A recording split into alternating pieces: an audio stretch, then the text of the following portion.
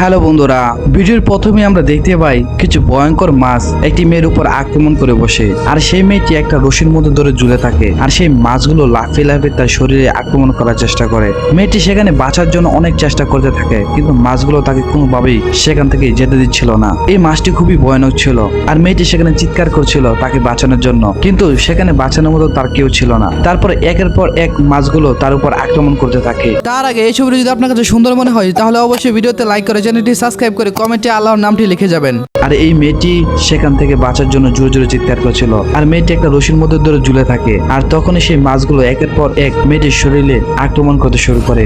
এভাবে অনেকক্ষণ চলার পর মেয়েটির শরীরে শক্তি ফুরিয়ে যাচ্ছিল, আর সেই ভয়ঙ্কর মাছগুলো পানির নিচেই গুড়গুড় করছিল।